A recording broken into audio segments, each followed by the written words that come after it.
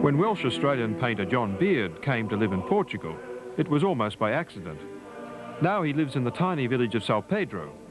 Nearby on the coast, he's found an unexpected stimulus for a new series of paintings. This is the most westerly point of Europe. So when I came, the first thing I did when I came to Lisbon and lived just for a couple of weeks in a village up over there in the mountains, we came down to the coast and we literally walked down over here and came up over this hill and saw what I thought was this rock, this pyramid in the water there. And that's how I believe it. But in fact, what actually happened, I remember now, having got some material out last night, was what I saw was the whole of this. I saw all of the rocks and the water. And I made a painting of it, and it was one of the first paintings that I had made in situ, as it were, about something that was in front of me, something that was actually concrete, for quite a long time.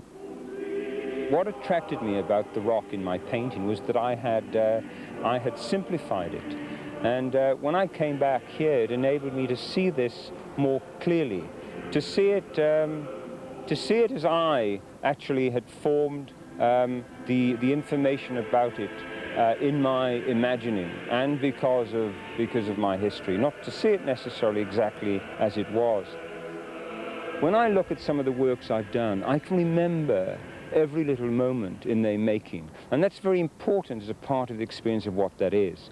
But of course there's another thing to do with it, and that is the scrutiny of what it is that I'm seeing. And what I'm actually seeing is affected by all of these other factors that are bombarding my sensations, plus all of the cultural baggage I've brought with me to this particular place, plus all of my aspirations and all of my doubts and my uncertainties are all there at that moment. I have this piece of music that I fortuitously came across by Schubert called Song of the Spirits Over the Waters, which I heard in Chicago when I was exhibiting there a few years ago. And so I was kind of moved by this music.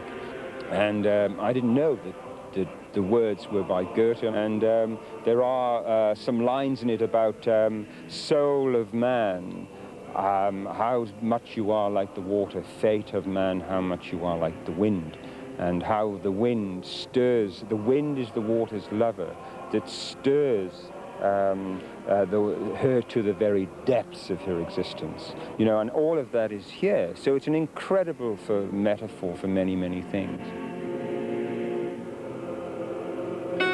Back in his studio in the hills of São Pedro, Beard is preparing for exhibitions in Lisbon and Madrid in 1995.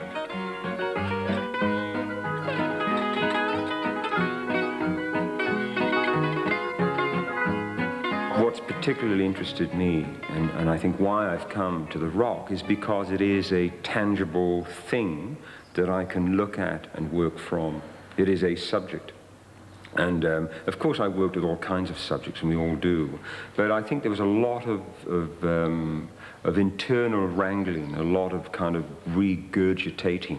And I've always been interested in Rilke and the internalization of externalized objects. But through these external objects, trees, rocks, mountains, whatever, internalized, then things were made possible.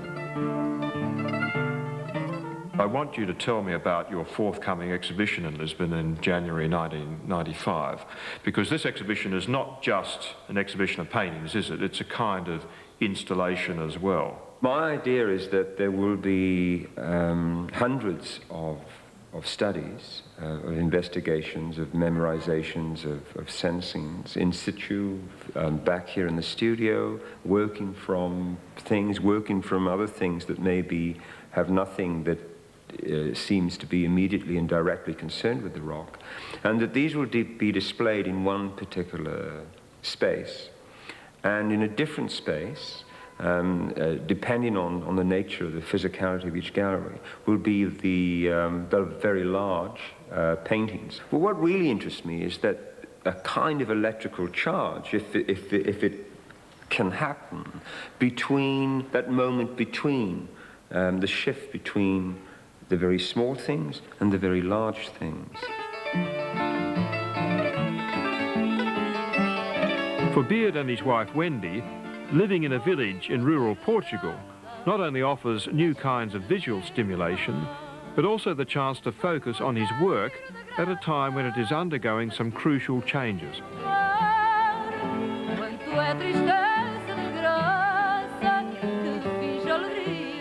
Just down the hill from São Pedro is Sintra, architecturally stunning and a magnet for tourists.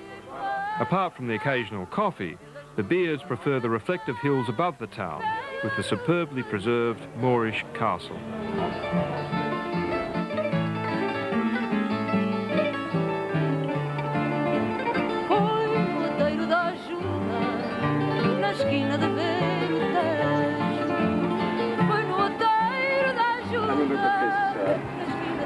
Incredible monastery, massive, you can see from here. It's very similar to Escorial outside Madrid.